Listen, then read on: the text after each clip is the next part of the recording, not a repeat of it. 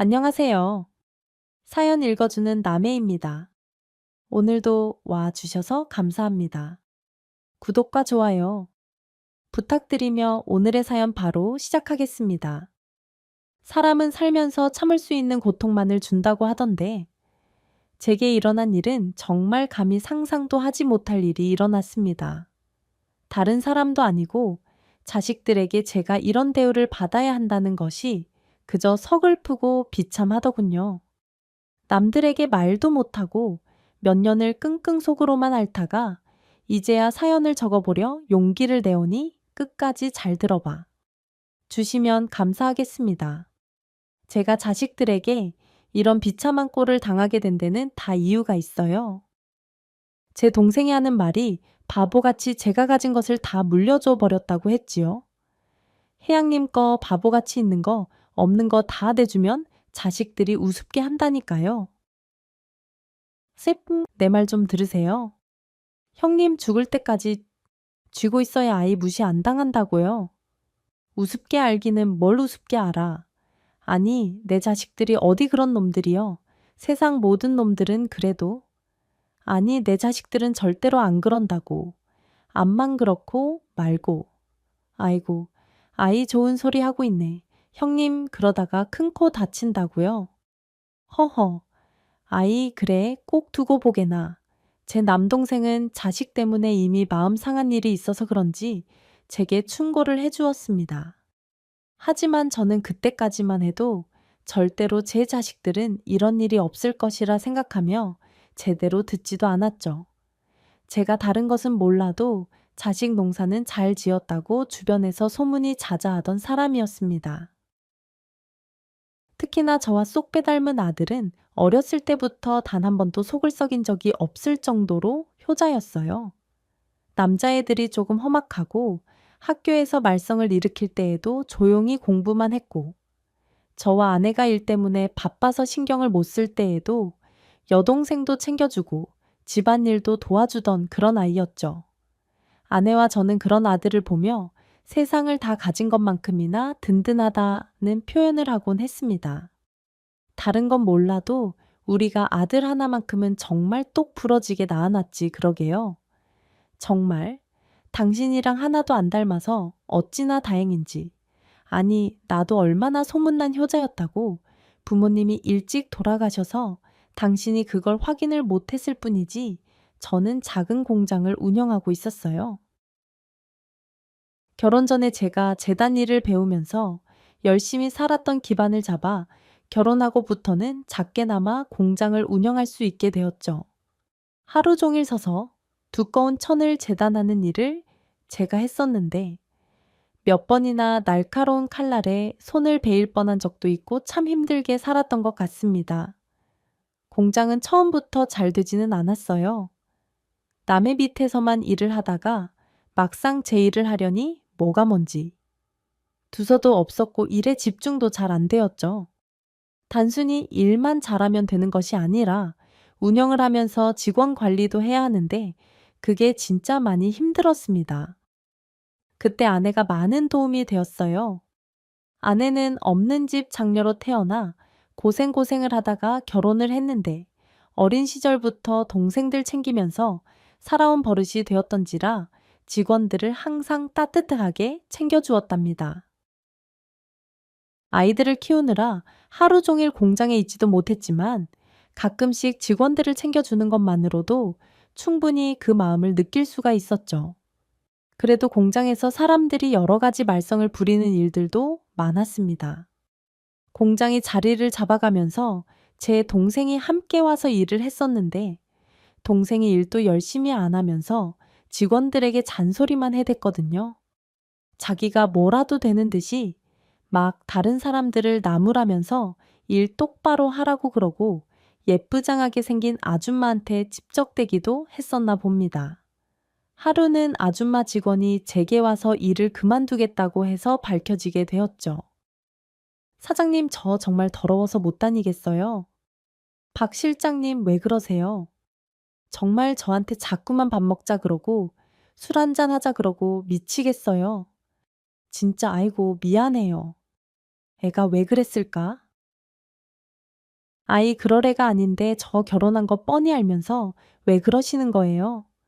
정말 다시 한번 이러시면 저 경찰 부를 거예요. 경찰서에 신고해서 진짜 합의도 안 해주고 그럴 거라고요. 미안하게 됐어요. 박 실장, 내 동생인 거 알죠? 내가 책임지고 버릇 단단히 고쳐놓을게요. 아, 이놈이 이혼하고 한참 정신을 못 차리고 그러더니 정말 미안해요. 내가 이렇게 부탁 좀 할게요. 동생을 취직시켜 주었더니만 이런 꼴을 하고 있어서 제 속이 엄청 썩었었네요. 그 당시 제 남동생은 이혼을 했었고 자식들까지 속을 썩이면서 뭔가 일이 계속 꼬이고만 있을 때였습니다. 그래 놓고 저보고 자식들 키워봐야 다 소용없다면서 비관적인 시선에 가득 차서 신세 한탄만 하고 있었죠. 그런 남동생을 보면서 답답하기도 했지만 한편으로는 짠한 마음이 들기도 했어요. 남동생은 어릴 때부터 저로 인해서 포기하는 부분이 있었습니다. 그 당시 저희 집안은 장남에 대해서만 중요하게 생각하다 보니 제 밑으로 동생들한테는 신경도 쓰지 않았고 옷이며 책이며 단 하나도 사주지 않으셨거든요. 동생은 자라면서 저를 많이도 원망했었고 저 때문에 자신의 인생이 꼬였다는 말도 서슴지 않고 했었습니다. 우리 부모님이 형만 그렇게 챙기지 않았어도 훨씬 내가 잘 풀렸을 텐데 그놈의 장남 노래를 불러서 내가 이 꼴이 난 거 아니야. 그래 다 내 탓이다. 내 탓이야. 뭐 잘나지도 않은 장남이 돼서 미안하다 미안해. 마누라한테 이혼당하고 자식들한테 무시당하니 아주 내가 요즘 인생이 죽을 맛이야. 어디 확 코 박고 죽어버리고 싶다니까. 그런 쓸데없는 소리 하지 마. 그러지 말고 우리 회사에 와서 일이나 배워. 앞으로 살 길이 구말리인 놈이. 그딴 소리 그만 짓거리고 네 자식들도 애비가 맨날 술 처먹고 그런 소리나 하니까 그런 거 아니야. 네가 제대로 자식들한테 무시 안 당하고 살려면 정신 똑바로 차려야 돼. 알았어. 저는 그렇게 해서 남동생을 제 공장에 데려오게 된 것이랍니다. 혼자 냅뒀다가는 어떻게 될 것 같아서 도저히 그냥 가만히 내버려 둘 수가 없었거든요. 그런데 공장에 와서는 속을 썩이기나 하니 제가 아주 속이 상해서 뭐라고 할 말이 없었죠. 며칠 후 남동생과 소주 한잔하며 타이르는 시간에 남동생이 제게 속마음을 털어놓았습니다. 나 형 부러워. 자식들도 착하고 형수랑 같이 공장 이끌어 나가며 사는 모습이 진짜 너무너무 부럽다. 이놈아, 너도 충분히 할 수 있어. 자신감 갖고 앞으로 열심히 하면 되잖아. 다른 건 몰라도 자식들은 진짜 내가 어떻게 할 수가 없겠더라고. 아, 큰 놈은 왜 그렇게 반항이 많은지, 무슨 말만 하면 소리 지르고 애비를 아주 무시하고 형 아들처럼만 크면 내가 무슨 고민 있겠어. 술이 얼큰하게 달아올라 말을 하는 동생의 모습을 보니 마음이 짠해졌습니다. 동생은 예전부터 저의 생활을 부러워했었나 봐요.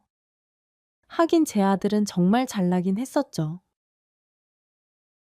공부도 잘하고 부모님 말이라면 파트로 매주를 쏜다고 해도 믿을 정도였으니까요.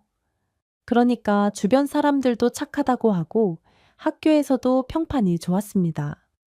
몇 년을 그렇게 보내며 자식들은 어느 정도 성장을 했고 제 공장도 점점 자리를 잡아나가기 시작했어요. 특히나 그때 한참 공장이 잘 되면서 큰 거래처들과 거래를 뚫었고 그걸로 눈코 뜰 새 없이 바쁜 나날을 보내게 되었습니다. 바쁜 만큼 매출도 올랐고 저희 부부는 매일매일 웃음이 떠나질 않았어요. 사람이 아무리 피곤해도 돈이 잘 벌리니 피곤한 것도 있고 열심히 일을 하게 되었지요. 저는 그 공장으로 작은 땅을 하나 샀고 그 땅이 몇 년 후에 엄청 가격이 오른 탓에 몇 억의 수익을 내고 땅을 팔 수 있었습니다. 그리고 그 땅에서 벌어들인 수익으로 작은 건물을 샀고 점점 제 재산이 불어났어요. 자식들도 잘 성장해서 대학생이 되었고 저희 가족은 평생 이렇게 행복하게 살 수 있을 줄 알았습니다. 하지만 이토록 행복한 저희 가족에게 큰 불행이 닥쳐왔어요. 아들이 막 대학교를 졸업하고 직장에 취직을 할 즈음 아내가 암이라는 병을 얻게 되었죠. 그 당시 한창 막내딸이 미술을 해서 외국으로 유학을 간다고 할 때였었고 아내가 반대를 하던 시절이었습니다. 저는 괜히 아내가 아픈 것이 막내딸 때문에 속을 썩어서 그런다며 모진 말도 했던 것 같아요. 네가 그렇게 멀리 떨어져서 유학을 간다고 고집을 피우니 니네 엄마가 좀 속상해. 그래서 그것 때문에 신경 쓰다가 이 꼴이 난 거 아니냐? 아빠 말이 틀렸어. 아빠, 왜 그렇게 말해? 말도 안 되는 억지를 부려. 왜 아빠 이런 사람 아니었잖아. 엄마가 아파서 속상한 건 아빠만이 아니라고. 나도 많이 속상하고 정말 가슴이 아파. 그러니까 아니 네가 왜 고집을 부려? 고집을 부리기를 오빠처럼 저렇게 말 잘 듣고 조용히 있으면 엄마가 왜 아프냐고. 이 못된 놈 같은 이라고. 아빠 정말 아빠한테 실망이야. 저는 이때부터 딸과의 사이가 많이 나빠졌었어요. 어린 시절부터 아들과는 다르게 자유분방하고 고집도 세더니만 커서도 꼭 속을 썩여서 아내를 힘들게 한다고 생각을 했죠. 아내는 제게 뭐라고 했지만 저는 그때 그렇게 강하게 생각을 했습니다. 정말 바보 같은 생각이었고 저도 지금 와서 생각해보면 그때 왜 그랬는지 모르겠어요. 당신 미쳤어. 왜 자꾸 미연이한테 그런 이상한 말을 해. 내가 아픈 게 왜 미연이 탓이야. 말도 안 되는 억지를 왜 부리느냐고. 미연이가 얼마나 속상하겠어. 그 녀석이 지 오빠처럼 조용히 공부나 할 것이지. 어렸을 적부터 당신 속을 그렇게 썩였잖아. 말도 안 듣고 학교에서도 말썽이고 그래서 당신이 스트레스 받아서 이씨. 그래서 당신 자식한테 버림받고 싶어. 자식이 바보야. 맨날 아들만 감싸고 이렇게 말도 안 되는 억지 부리면 누가 당신 곁에 남아있으려고 하겠어. 바보 같은 소리 제발 하지 마. 그리고 미연이고 민철이고 둘 다 소중한 우리 자식이야. 당신이 민철이만 감싸고 도는 거 모를 줄 알아. 그니까 제발 이제는 그러지 좀 말라고. 미연이 잘못되면 내가 당신 가만히 안 둘 줄 알아. 아내는 제게 거칠게 대응했어요. 제가 어린 시절부터 딸과 아들을 차별해 왔다면서 딸이 마음고생을 많이 했을 것이라는 말도 덧붙였습니다. 하지만 그때는 그런저런 말들이 귀에 들어오지도 않았죠. 딸이 상처를 받든 말든 제 마음속에는 아내가 아픈 것만 눈에 들어왔거든요. 얼마 후 아내는 딸을 유학길에 올려보냈습니다. 미술에 재능이 있던 딸의 앞길이 방해하고 싶지 않다고 했죠. 어차피 유학을 가든 안 가든 자신의 건강은 자신이 이겨내야 할 일이라고 하면서요. 제 아내는 이토록 정신이 강한 사람이었습니다. 결국 딸은 유학길에 올랐고 아내는 치료와 수술을 병행하며 괜찮은 듯 보였어요. 저는 그동안 돈 때문에 아내에게 신경을 쓰지 못한 것이 미안해서 아내가 먹고 싶다고 하는 것, 사고 싶다고 하는 것을 눈여겨 놓았다가 다 사주었습니다. 아내의 병을 고칠 수만 있다면 돈이 얼마가 들어도 상관없다고 생각했죠. 첸델, 공장은 너무나도 잘 운영이 되고 있었고 재테크를 위해서 사놓은 땅도 하늘 높은 줄 모르고 쑥쑥 가격이 올라가고 있었어요. 그렇게 모든 것이 다 잘 되고 있는 것 같아 보였던 그때에 아내의 암이 다시 다른 부위로 재발이 되었다는 소식이 들려왔고 저는 절망에 빠졌습니다. 모든 것을 다 내려놓을 정도로 심각한 패닉 상태에 빠졌었는데 나중에 정신을 차려보니 아내는 더 이상 손을 쓸 수 없을 정도로 심각한 상태에 놓여 있었죠. 암이 재발되면 무조건 사기나 말기이기 때문에 그때는 진짜 힘들어진다고 하더군요. 제 아내도 다른 부위로 말기암 상태로 전이가 되어버렸고 그때부터는 아무것도 할 수가 없었습니다. 부랴부랴 외국에 유학가 있던 딸도 돌아왔고 가족 모두가 아내의 병에 힘을 모았지만 더 이상 기적은 찾아오지 않았고 아내는 딱 1년 후 세상을 먼저 떠나고 말았어요. 처음 제 나이 50대 초반이 되었을 무렵인데 혼자 되어 버렸다는 생각에 세상을 살기도 싫었습니다. 한참을 방황하고 또 방황하며 술로 하루하루를 보냈고 공장은 아주 난리 나기 일보 직전이었죠. 제 동생이라도 중심을 잡고 잘 운영을 했어야 하는 건데 제 동생이 또 그럴 만한 능력이 없는 사람이라 모든 것이 엉망진창이었나 봅니다. 거래처 여러 군데에서 전화가 왔지만 제대로 받지도 않으며 홀로 방 구석에 틀어박혀 보내고 있었는데 공장에서 일을 하던 아주머니 한 명이 제 집에 반찬을 싸서 찾아왔더군요. 사장님, 여기 반찬 좀 싸왔어요. 제가 다른 건 몰라도 손맛 좋다는 소리는 많이 들어봤거든요. 이것 좀 들어보세요. 얼른요. 아니, 이게 다 뭐예요? 여기 두고 가세요. 나 지금 이런 거 먹을 기분 아니니까 두고 가세요. 나중에 먹을게요. 먹을 기분 아니셔도 먹어야 돼요. 제가 사장님 밑에서 오래 일해봐서 알잖아요. 이 공장 어떻게 일궈오셨는지 지금 이 공장 위기예요. 남의 손에 넘어가도 좋으세요. 사모님이 잘도 좋아하시겠어요.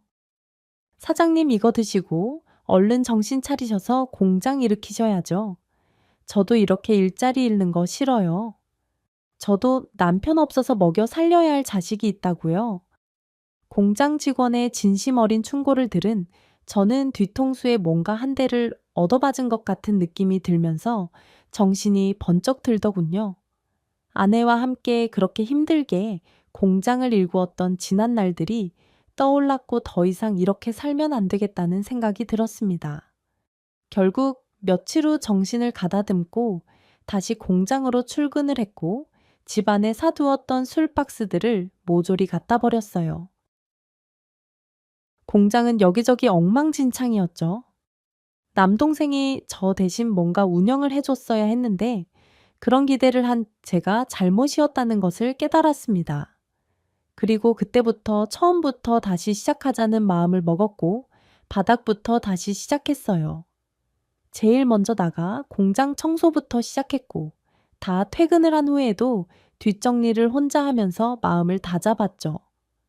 그렇게 열심히 살아가다 보니 아내를 잃은 슬픔이 조금씩 조금씩 가라앉기 시작했고 그 무렵 남동생의 아들 녀석인 조카가 저를 찾아왔습니다.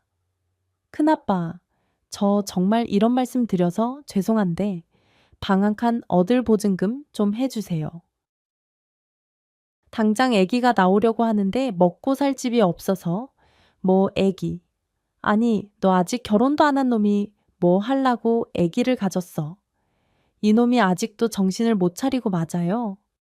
큰아빠, 저 진짜 아직도 정신 못 차리고 돌아다녔어요. 제 애인 줄도 모르고. 아이, 근데 당장에 아기가 나온다는데 어디 먹고 살 곳도 없고 저희 아버지한테 손 벌리기도 싫고 그 당시만 해도 조카와 제 남동생은 사이가 매우 좋지 않았습니다. 조카는 학창 시절부터 말썽만 피우고 다녔고 그런 조카를 남동생은 몹시도 싫어했고 특히나 제 아들과 엄청나게 많이 비교를 해서 조카도 힘들어했었죠. 성인이 된 후에는 집에도 잘 들어가지 않고 연을 끊고 살다시피 한 사이였기 때문에 그런 부탁을 할 수는 없었나 봅니다. 20살이 훨씬 넘은 놈이 당장에 어디 잘 곳도 없이 그러고 돌아다닌다는 것이 모두 한심했지만 당장에 아이가 나온다고 하니 저도 마음이 짠하더라고요. 통장에서 3천만 원을 꺼내 작은 빌라 전세를 얻어주었고 조카는 그곳에서 새 신혼살림을 차릴 수 있었습니다. 나중에 알게 된 제 아들은 저보고 엄청 뭐라고 하더군요. 아니 아버지, 그놈한테 뭐 하려고 그런 돈을 줘요? 그놈이 갚을 것 같아요. 어렸을 때부터 자기 아빠한테도 그렇게 대들고 집 나가고 한 놈이라고요. 아버지도 다 아시잖아요. 그렇지 아이 나도 알지. 너 같은 애가 아니라는 거 나도 다 봤다. 근데 어쩌냐. 당장 애가 나온다는데 뻔뻔한 놈. 그 나이 먹도록 돈도 하나 안 벌어 놀고 먹고 했으면 그 죗값은 받아야지 어디서 날로 먹으려고. 아버지, 제가 그 돈 꼭 받아드릴게요. 그런 싸가지 없는 불효자 놈은 매운맛을 한번 봐야 한다니까요. 아니 뭐 꼭 그렇게까지? 아니 나 그 돈 받으려고 빌려준 거 아니다. 애비 그 돈 없어도 충분히 살 수 있어 땅도 있고 공장도 잘 돌아가고 있고 또 건물 월세도 받아먹고 있고 그런 놈은 고마운 줄도 모르는 놈이니까 제가 꼭 받아드릴게요. 꼭이요. 아들은 불같이 화를 내며 사촌 동생에 대해서 부정적인 얘기들을 했어요. 그 모습을 보니 역시 제 아들은 정신이 똑바로 박혀 있는 놈이라는 생각이 들었습니다. 어렸을 적부터 단 한 번도 말썽도 안 일으키고 열심히 공부해서 괜찮은 대학도 들어갔고 또 괜찮은 직장도 얻었으니 부족한 것이 없는 놈이라고 생각했죠. 그로부터 얼마의 시간이 흘렀고 저는 슬픔에서 벗어나 활기를 조금씩 되찾기 시작했습니다. 더군다나 공장 직원이 주기적으로 저희 집에 들러 반찬을 싸주었고 가끔은 집에서 밥도 차려주었어요. 제 아내에 비하면 여성스럽지도 않고 외모도 진짜 별로였던지라 여자로서는 전혀 매력이 없다고 생각했는데 사람의 마음이 정말 신기한 것 같아요. 제 처지가 그래서 그런가 점점 공장 직원의 모습이 눈앞에 아른거리기 시작했답니다. 이혼을 하고 홀로 자식을 억척스럽게 키워내면서도 혼자 지내는 저까지 챙겨주는 그녀를 보니 왠지 제가 부끄러웠고 더 열심히 살아야 한다는 생각마저 들었어요. 그런 그녀에게 여러 가지로 참 많이 배우면서 점점 정이 들어가고 있었나 봅니다. 어느 날 비가 많이 오는 날 비를 홀딱 다 맞고 저희 집 앞에 반찬을 가져다 주러 온 그녀에게 저도 모르게 마음의 설레임 같은 것이 느껴졌고 그날 밤 저희는 함께 있었어요. 그리고는 바로 연인 관계가 되었고 늦음하기 저의 심장은 다시 콩닥거리기 시작했습니다. 남사스러워서 처음에는 아무에게도 말하지 않고 숨기고 있었지만 얼마 후 아들이 집에 들렀다가 그녀를 마주치게 되었죠. 아들은 그때 술에 약간 취해 있었는데 뭔가 일이 잘 풀리지 않는지 얼굴 표정이 좋지 않은 상태이더군요. 근데 아주머니 누구세요? 저희 아버지 집에 왜 계신 거죠? 아, 반가워요. 아드님이시구나. 말씀 많이 들었어요. 워낙에 효자라서 사장님 사모님이 많이 자랑하셨죠. 공장 직원이세요. 공장 직원이 이 늦은 밤 시간에 남자 사장님 집에 들어오는 건 아니지 않나요? 좀 불쾌하니까 당장 나가셨으면 좋겠네요. 저기 아들아, 내가 아직 못한 말이 좀 있는데 말이다.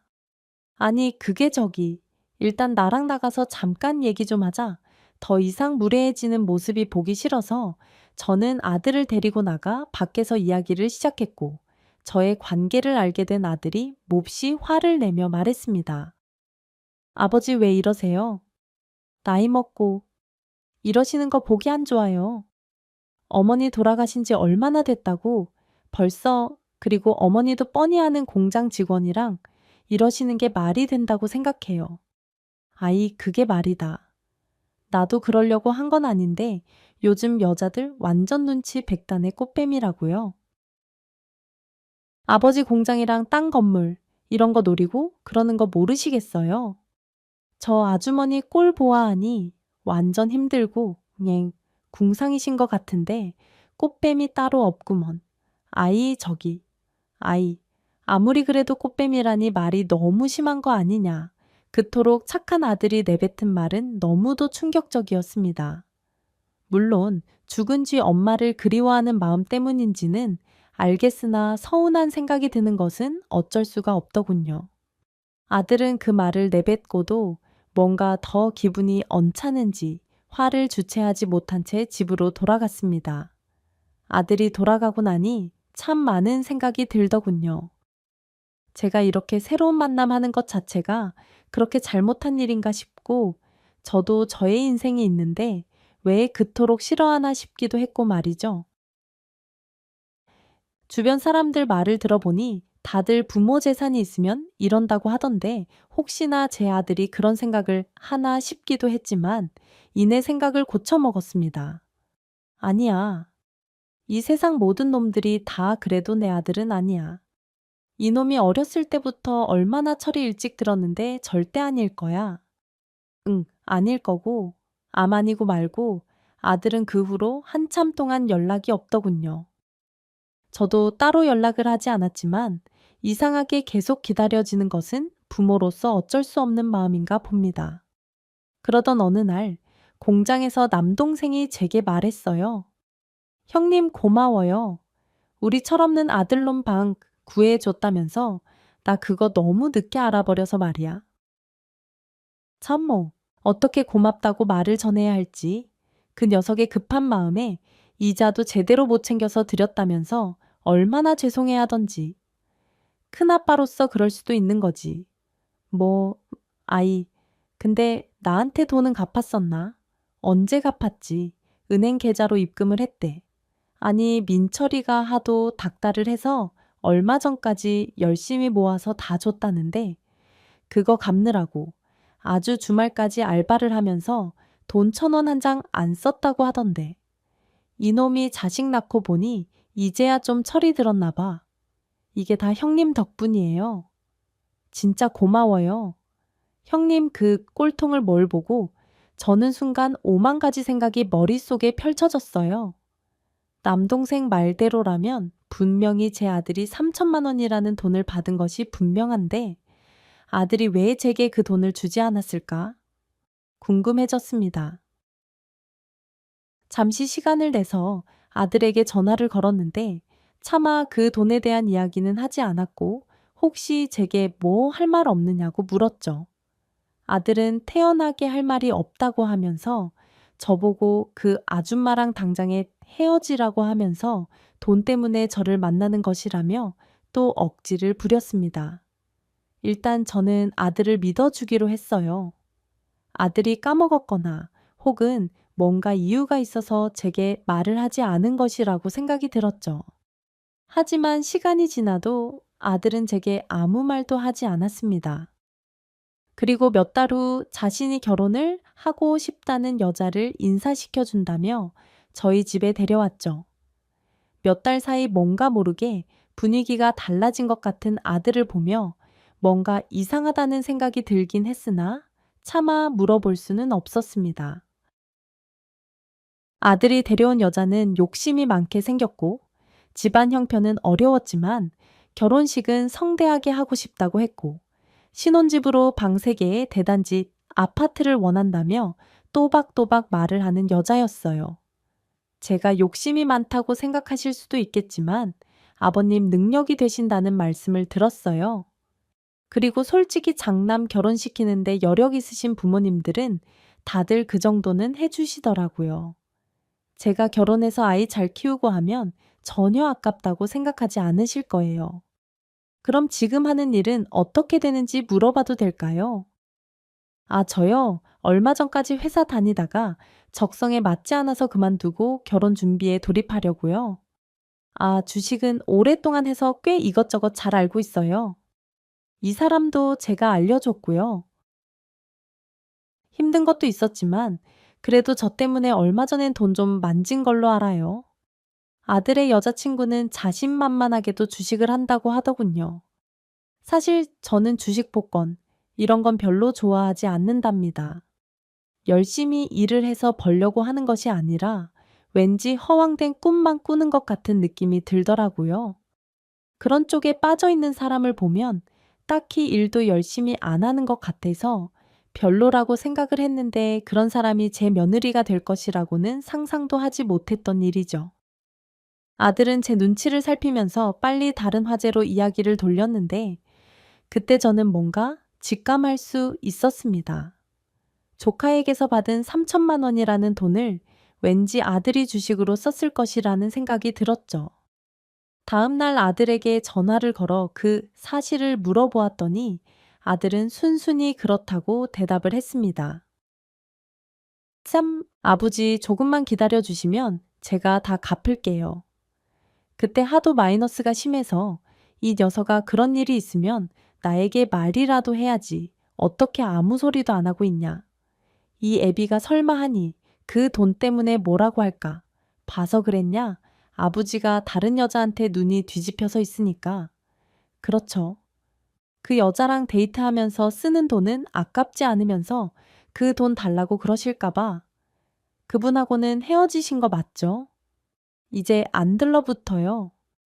혹시라도 아버지한테 뭐 돈 얘기하거나 그러면 저한테 얘기하세요.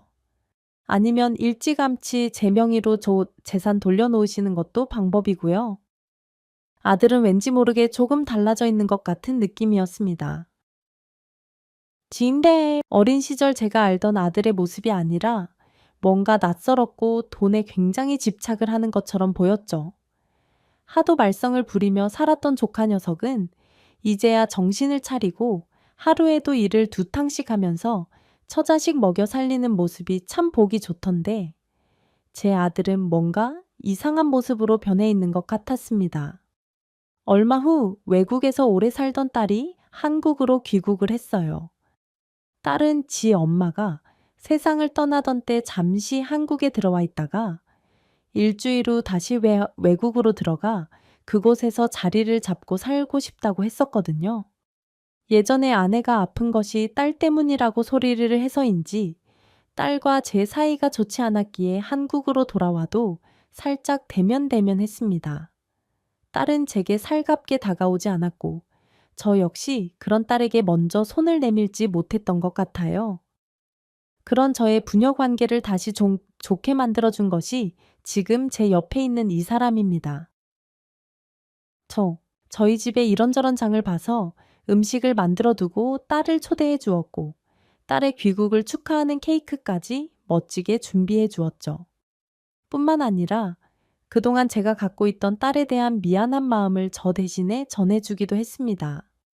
딸은 처음에는 이 사람에 대해서 선입견을 갖고 있다가 조금 지난 후부터는 굉장히 오픈 마인드로 이 사람을 대해 주었어요.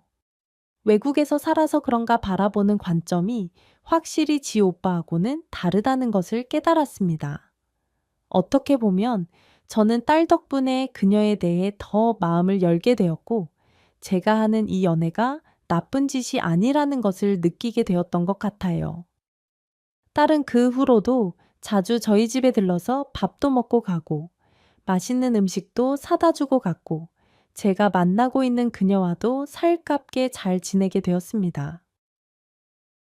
그러는 사이 아들은 결혼을 하게 되었고 저는 아들이 원하는 대로 대단지 30평대 아파트를 마련해 주었어요. 아들 내외는 크게 기뻐하지도 않았고 당연히 받아야 하는 것처럼 행동을 해서 제가 기분이 살짝 좋지는 않았지만 어쨌든 자식들한테 부족함 없이 해줄 수 있는 제 자신이 자랑스럽기도 했습니다. 어느 날 딸은 제게 이런 말을 하기도 했죠. 아빠, 근데 오빠가 요즘 좀 많이 변한 것 같아. 예전에 그 오빠 모습이 아니야. 회사는 그만둔 거야. 맨날 집에만 있고 일도 안 하는 것 같던데. 오빠 왜 그래? 그게 무슨 소리냐? 아, 일을 안 한다니 그놈이 일을 안 하고 지 가정을 어떻게 꾸리려고 새언니랑 둘이 뭔가 뿡뿡이가 있는 것 같더라고. 아빠한테는 무슨 얘기 안 했어. 돈 얘기라든가 뭐 그런 거 나한테는 뭘 자꾸 투자하라고 하고 얼마 전엔 영철이한테도 그랬었다던데 영철이한테도 아이 그놈이 무슨 돈이 있다고 걔한테 그래. 아들은 자기 동생과 사촌 동생에게까지 투자 이야기를 하면서 일도 하지 않는 것 같았습니다. 저도 아들이 뭔가 이상하게 변하고 있다는 것을 예전부터 알고 있기는 했지만 인정하고 싶지 않았던 것 같아요. 애써 외면하며 지내왔는데 몇 년 후에는 더욱 기가 막힌 일이 벌어지고 말았습니다. 애인으로 깊게 만들고 있던 그녀의 큰아들이 저희 공장에 찾아와 황당한 이야기를 해주었거든요. 제 아들이 돈을 요구했고 그 돈을 해주지 않으면 그녀를 꽃뱀으로 고소를 했다고 했습니다. 아니 그게 무슨 말도 안 되는 소리예요. 우리 아들이 진짜 그런 말을 했어요. 네, 정말 그래서 저도 기가 막혀서 아저씨 저희 엄마가 아저씨 꼬시려고 뭐 어떻게 했어요? 아저씨 저희 엄마한테 돈 빌려주신 거예요. 저희 엄마 꽃뱀 아니잖아요. 평생 저희 키우면서 열심히 일하셨고 허황된 꿈 같은 거 절대로 꾸지 않으신 분인데 어떻게 그런 말을 할 수가 있어요? 그럼요. 내가 잘 알지 절대 그런 적 없어요. 나한테 돈 얘기한 적도 전혀 없고 빌려준 적도 없고 미안해요. 내가 사과할게요. 앞으로 그러지 말라고 단단히 일러줄게요. 정말 미안해요. 저도 너무 기가 막힌 이야기에 도저히 참을 수가 없어 아들 집에 찾아갔습니다. 아들은 딸의 말대로 일도 하지 않는지 후줄근한 차림으로 현관에서 나오더군요. 아들의 모습을 보자 화가 머리끝까지 차올라서 저도 모르게 아들의 뺨 한 대를 갈겨버렸습니다. 황당한 모습의 아들을 보니 후회가 밀려왔지만 사과는 하지 않았어요. 네가 어떻게 그런 말을 할 수가 있냐? 그 집에서 왜 찾아가서 돈을 요구해? 내가 아니라고 했지 절대 아니라고. 내 돈 보고 내 옆에 있는 사람 전혀 아니야. 어떻게 그런 생각을 할 수가 있어, 아버지? 정말 아버지. 이제는 그 여자 때문에 제 뺨까지 어떻게 이러실 수가 있어요. 제가 아버지한테 겨우 이런 자식이었어요. 아버지 여자 하나 때문에 자식한테 이러실 거예요. 정말 실망이에요. 하늘에 계신 엄마한테 부끄럽지도 않으세요. 아니죠? 그게 말이다. 아니, 네가 하도 됐어요. 아버지 이러실 거면 앞으로 저 보지 마세요. 아셨어요? 곧 태어날 손주도 보지 마시고 앞으로 저랑 인연 끊으세요. 아들은 화가 잔뜩 나서 문을 꽝 닫아버리고 집 안으로 들어갔습니다. 손주 얘기도 처음 들었고 아들의 모습을 본 저는 또 마음이 약해졌고 며칠이 지나도 마음이 편해지지 않았어요. 몇 달을 그렇게 보내면서 아내가 묻혀 있는 곳을 찾아간 후 저는 제가 잘못했다는 생각이 들었고 아들을 좀 더 제가 품어주어야겠다고 다짐했습니다. 결국 저는 아들에게 먼저 손을 내밀었고 손주가 태어난 기념으로 돈 500만 원을 아들에게 보냈죠. 아들 녀석은 통장에 찍힌 돈을 보더니 기분이 좋아서 제게 전화를 걸었고 저희 부자는 다시금 그렇게 친해지는 듯 했습니다. 집안에 아이가 태어나니 정말 화목해지더군요. 가끔씩 온 가족이 모일 때마다 아이 하나를 쳐다보며 모두가 하나가 되는 것 같았고 제 남동생과 조카까지 모두가 모여 행복한 시간을 보냈습니다. 자식보다 더 예쁜 것이 손자라고 하더니 정말 눈에 넣어도 아프지 않을 느낌이 들었던 것 같아요. 차터. 그렇게 몇 년이 지난 후 아들과 제 사이는 손주가 태어남으로 인해 매우 좋아졌습니다. 저도 아들이 아빠가 되었다는 사실이 마냥 기특하기만 했고 또 제게 남아있는 아들에 대한 남다른 애정이 다시 솟는 듯 했어요. 그러면서 아들이 하는 말 하나하나에 다시 귀를 기울이기 시작했는데 제가 손주에 홀딱 빠져 있는 것을 아는 아들이 어느 날은 주식에 대한 이야기를 꺼냈죠. 아버지, 요즘 공장 일하기 안 힘드세요? 연세도 있으신데 언제까지 그렇게 힘들게 일하실 거예요? 어허, 이 늙은 애비 걱정해주는 놈은 예나 지금이나 아들밖에는 없구나. 나도 나이가 들으니 예전처럼 일이 잘 되지는 않는구나. 일하다가 다치기도 하고 아영 힘이 들기는 해? 그러니까요. 아버지도 이제 편안하게 쉬셔야죠. 돈이라는 게 계속 쫓는다고 계속 벌리는 것도 아니고 그래서 말인데요. 테레하, 제가 아버지한테 좋은 거 소개시켜 드릴 테니까 아버지도 제 말 듣고 한번 해보세요. 제가 다 알려드리고 할 거니까 아버지는 아무것도 하실 거 없으세요. 나도 이 사람도 그걸로 일도 안 하고 지금까지 자식 먹여 살리고 있잖아요. 주식 말이냐 난 아무래도 그런 건 영 맞지 않는 것 같은데 말로는 아니라고 했지만 아들의 말에도 일리가 있는 것 같아 보였어요. 더군다나 몇 년을 일도 안 하고 돈을 벌고 있다는 얘기도 살짝 귀에 들어왔고 말이죠. 솔직히 젊었을 때는 그저 열심히 몸으로 돈 벌어서 사는 게 최고라고 생각했는데 나이가 들고 나니 뭔가 허전하기도 하고 힘든 일 하기도 싫고 그랬습니다. 몸도 말을 안 듣는 것 같고 여기저기 안 아픈 곳도 없고 말이죠. 그렇다 보니 아들의 말에 괜히 솔깃해서 주식 관련된 책도 사서 보고 인터넷 검색도 해보며 지냈습니다. 그런데 그때 제 애인이 그 모습을 보고 버럭 화를 내며 말을 하더군요. 당신 주식하려고요. 뭐하러 쓸데없이 그런 데다 돈을 써요. 괜히 잘못하면 패가망신한다고 하는데 그러지 말고 차라리 나한테 돈을 맡겨요. 그럼 내가 차곡차곡 모아놨다가 필요할 때 줄게요. 당신 같은 사람은 절대로 주식 같은 거 못해요. 그니까 내 말 들어요. 아니, 당신한테 맡기라니. 아니, 내가 왜 당신한테 맡겨요? 주식이고 뭐고. 아니, 나도 좀 내 돈으로 뭔가 해보려고 하는데 그게 그렇게 반대할 일인가? 아니, 내 말은 그게 아니고요. 괜히 잘 모르는 거 손댔다가 피해볼까봐 걱정돼서 안 그래도 얼마 전에 제게 돈을 빌려달라는 말을 해서 제가 마음이 좀 상했었는데 애인이 자신한테 돈을 맡기라는 말을 하는 것을 보고는 더 이상 이 여자도 믿을 사람이 못 되는구나 하는 생각이 들었습니다. 나중에 제 남동생에게 알게 된 건데 애인의 아들이 사업을 크게 저질렀다가 망해서 부도가 나고 쫓기는 신세가 되었다고 하더군요. 그래서 애인이 아주 많이 힘들어했고 그것 때문에 저한테 돈을 빌려달라고 했었던 모양입니다.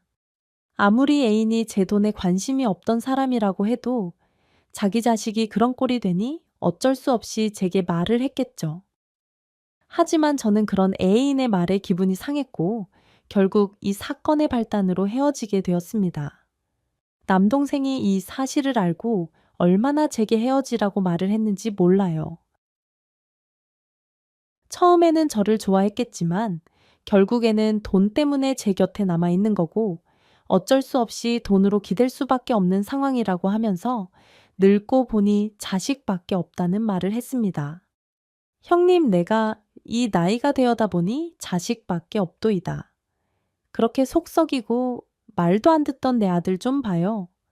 아이, 지도 자식 낳고 산이 이제 와서 저한테 얼마나 잘해요.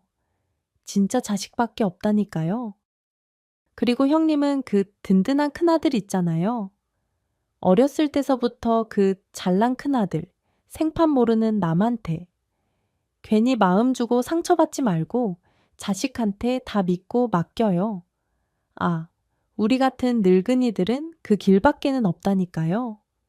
남동생의 말을 들으니 정말 이거다 싶었습니다. 그때 제 마음은 너무나도 가볍고 팔딱팔떡 거렸기 때문에 누가 뭐라고 하면 그걸 붙잡고 싶어서 안달이 났죠. 저는 결국 애인과의 결별 이후에는 더더욱 아들의 말에 온전히 의지하기에 이르렀고 제게 있는 재산을 몽땅 아들에게 맡기기로 결정했습니다. 땅 건물 그리고 가지고 있던 공장은 손주의 명의로 해주기로 결정했고 제가 갖고 있는 것이라고는 딸랑 살고 있는 집 한 채뿐이었습니다. 딸은 목에 핏대까지 쓰며 저를 반대하더군요. 아빠, 아니 멀쩡하게 있다가 갑자기 왜 그래요? 오빠한테 왜 다 주려고 하느냐고 갑자기 왜 아니 내가 생각을 해보니까 말이다. 아이 다들 내 재산만 보고 접근하는 것 같고 어이 그리고 내가 예전에 네 오빠를 나쁘게 생각했던 것도 미안하고 해서 말이야. 너 서운하지 서운해서 그런 거 안다. 내가 이 집은 꼭 너한테 주마. 내가 언제 재산 달래 외국에서 살면서 아빠한테 손 한번 벌린 적 있냐고요? 난 돈 욕심 없어. 그냥 그림. 그리고 애들 가르치고 그렇게 살면 된다고. 근데 오빠랑 새언니는 아니야. 일도 안 하면서 큰돈 만지려고 맨날 그러는 거 나 다 안다고. 아빠 아직 살 날도 많이 남았고. 근데 갑자기 오빠한테 왜 그러냐고. 내 오빠가 어련히 잘 알아서 해줄까. 아유, 아마 내 재산 많이 불려줄 거지요. 나랑 약속을 했는 걸 주식이랑 뭐랑 해서 엄청 불려준다고 했다.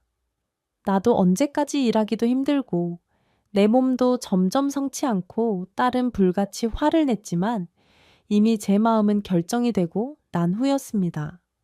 모든 재산을 양도해준다는 결정을 하고 난 후 한동안 아들은 저희 집에 이틀이 멀다 하고 찾아와서 맛있는 밥을 차려주었고 멋지고 근사한 곳에 데려가기도 했습니다. 체냐, 공장에도 20인분 가까운 삼계탕을 끓여냈는지 며느리가 직접 큰 솥에다가 가져와서 나누어 주기도 했죠. 공장 사람들은 역시 제 아들은 효자라면서 엄지를 치켜 세워 주었고 제 남동생도 부럽다고 난리도 아니었어요. 아니 이게 웬 삼계탕이요? 아, 인삼도 듬뿍 넣었네. 형님 진짜 부럽습니다. 부러워? 사장님 진짜 부러워요. 어떻게 하면 자식을 이렇게 키울 수가 있으세요? 제 아들도 중학생인데 아이 말도 뒤지게 안 듣고 미쳐버릴 것 같은데 며느님이 이 더운데 이런 음식까지 해올 정도면 뭐 너무 부럽다. 자식 잘 키우는 노하우 좀 전수해 주세요. 아이고 아니 뭐 노하우까지 있겠어요? 그냥 제 인생 열심히 살고 그런 것뿐인데 뭐 허허. 역시 사람은 늙으면 자식 덕에 산다고 하더니 제가 딱 그 모습인 것 같아 하늘에 있는 아내에게 감사한 생각마저 들었습니다. 애인과는 헤어져 조금 외롭긴 했지만 이렇게 자식이 든든하게 있으니 남부러울 것도 없었죠. 저는 그렇게 모든 결정을 끝내고 아들에게 제 재산의 거의 전부를 미리 증여해 주었습니다. 제가 변호사를 불러 재산을 증여해 줄 때 딸이 나타나 효도 계약서라는 것을 들고 왔어요. 오빠 말도 안 되는 이 행동, 나 정말 이해가 안 되지만 우리 아빠가 결정한 거니까 내가 더 이상 뭐라고 반대는 안 해. 근데 여기에 사인은 해줘야겠어. 잘 읽어봐. 이게 뭔데? 그래? 아, 효도 계약서 이게 다 뭐냐? 아니, 무슨 효도를 계약서를 쓰고 해. 응, 요즘 세상이 워낙에 험악해야지. 아빠 돈이 뭐 한두 푼도 아니고 오빠가 빌려준다는 그 말 어떻게 믿냐? 어차피 오빠도 평생 혼자 계실. 아빠 모실 생각으로 받는 거 아냐? 안 그래요? 새언니, 왜 싫어? 참나.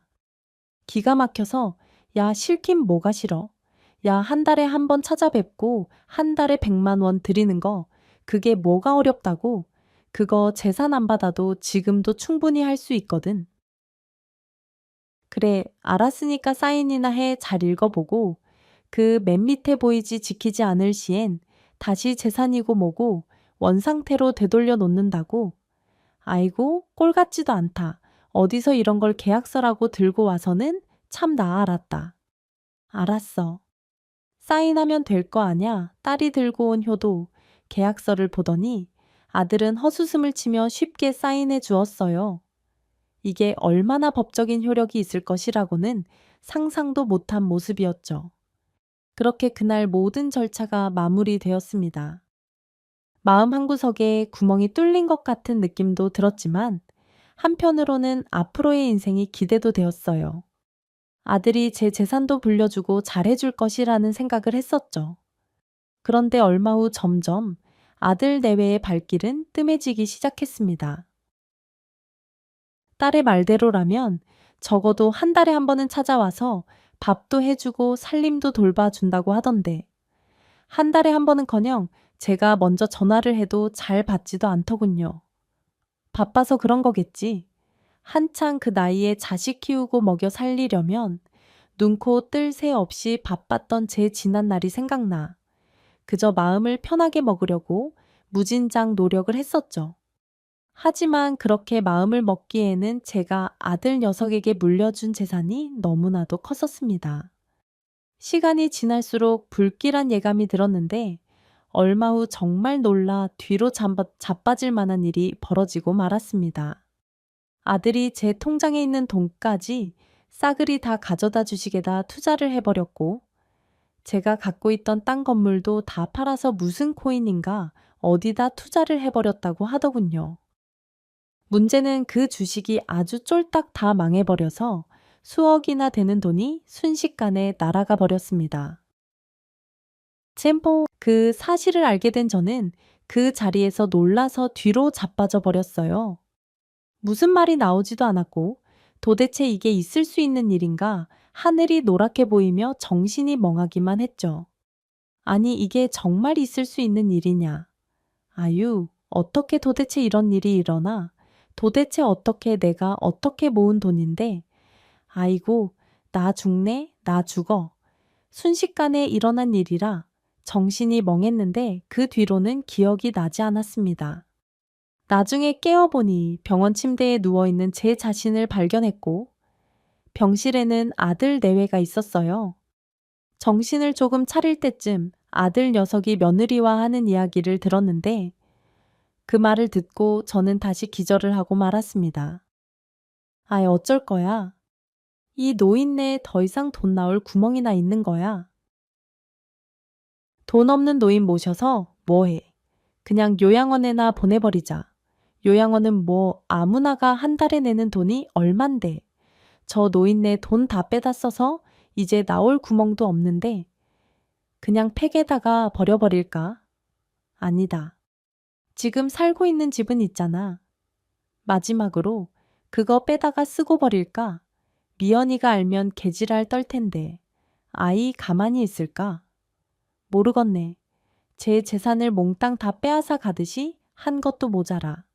이번에는 저를 폐가에다가 버릴 생각을 하고 있는 아들 내외를 보니 그냥 살고 싶지도 않더군요.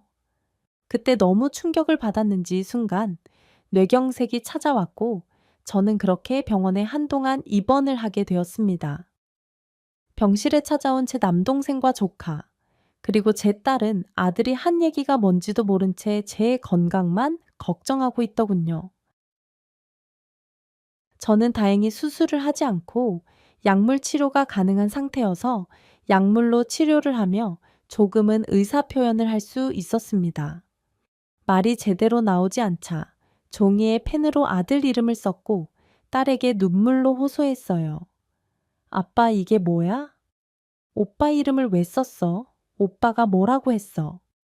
오빠 집 아빠 이렇게 만든 사람 오빠 맞지? 내가 가만 안 둬. 이것들 내가 아주 그냥 요절을 내버릴 거야. 아빠한테 쓴 효도 계약서, 그거 내가 변호사 찾아가서 다 효력 있는 서류로 만들어 놨거든.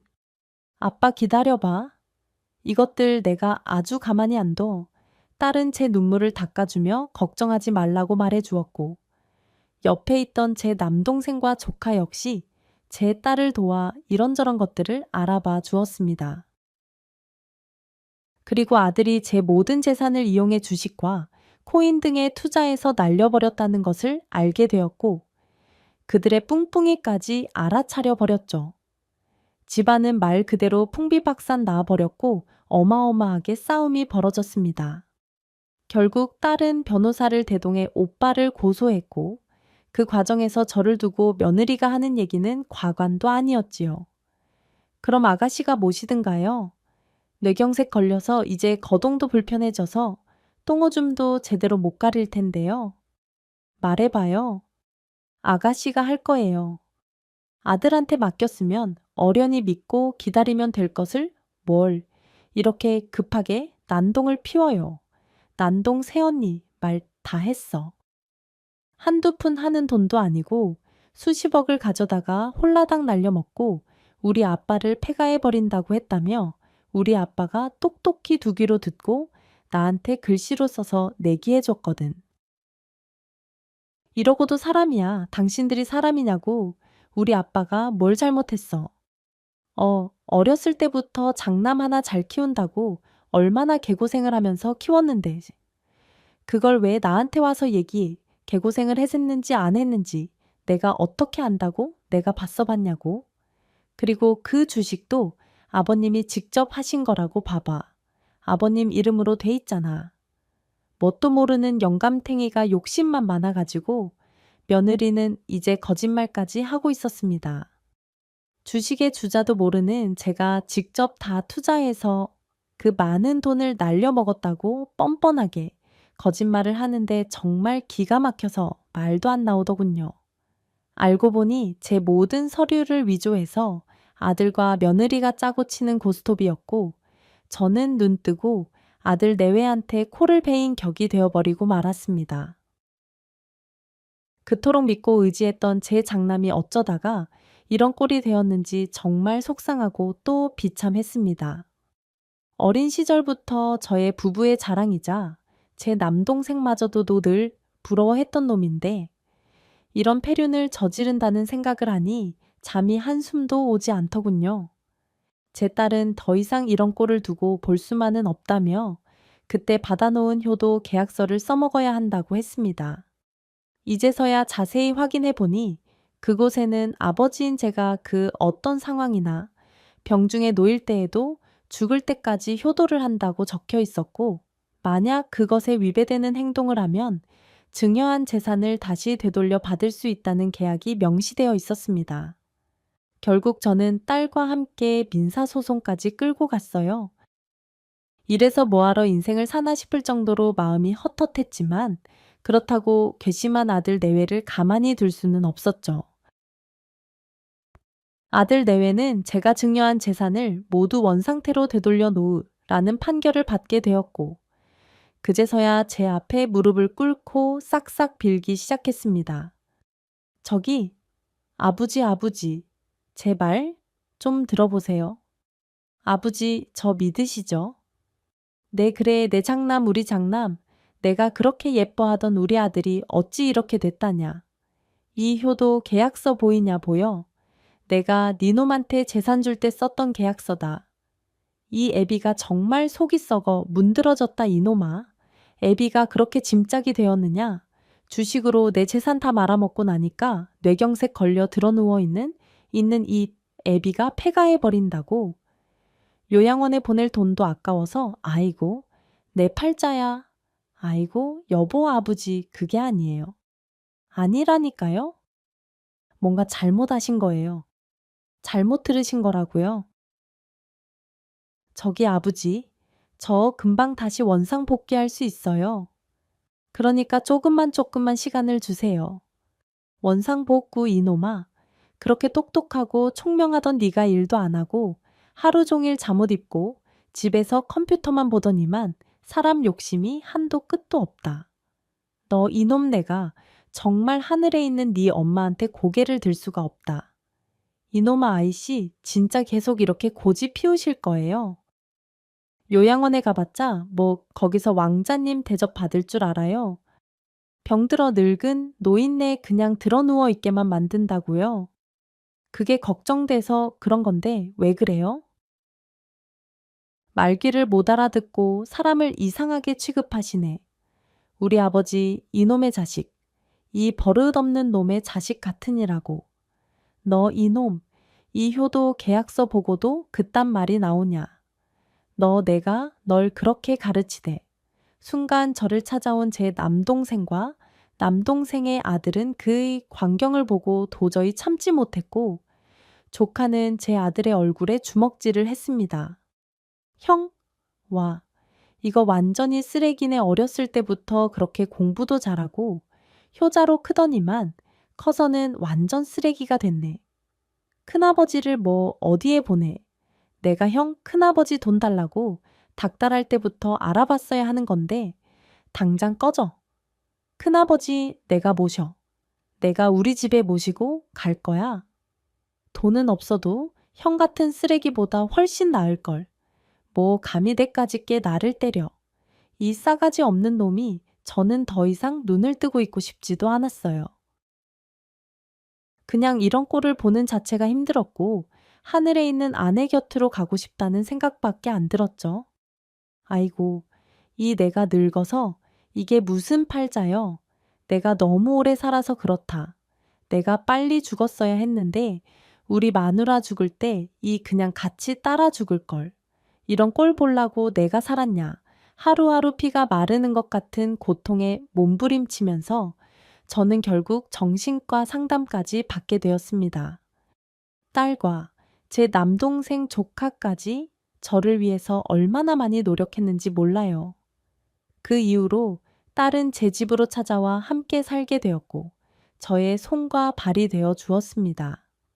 조카 녀석은 제 목욕을 도와드려야 한다며 이틀에 한 번은 꼭 찾아와 직접 씻겨주었고 병원에도 함께 동행해 재활치료도도 함께 해주었죠. 그래도 이렇게 든든한 가족들이 제 곁에 아직 있기 때문에 저는 마음을 다잡을 수 있었습니다. 가족들 덕분에 혼자 불편함 없이 생활도 할 수 있게 되었고 마음도 많이 편안해진 것 같아요. 아들 녀석은 제가 신혼 때 사준 아파트와 며느리 이름으로 마련해둔 적금과 오피스텔 등을 팔아 제게 주었고 아직 한참 남은 재산에 대해서는 시간을 달라고 애원하고 있습니다. 자식이 집까지 없어져 단칸방에 살고 있다는 말을 들으니 마음이 아팠지만 그놈, 그렇게라도 다시 인간 만들려면 어쩔 수 없다는 생각에 끝까지 받아내고 말겠다고 다짐하고 있네요. 제가 낳은 자식이니 제가 다시 인간 만들어 놔야죠. 그리고 아들의 이간질로 인해 헤어지고 공장도 그만두게 한 애인과도 다시 만남을 이어갔습니다. 그녀의 진심 어린 마음을 알게 되었고 제게 빌리려 했던 돈도 하도 답답해서 해본 말이라고 하더군요. 제가 아들에 미쳐 있긴 했었나 봅니다. 아들을 업고 난 이후부터 뒤통수를 맞은 그 순간까지 아들 바라기였던 제 자신이 한심하게 느껴지는 오늘이네요. 끝까지 청취해 주셔서 감사합니다.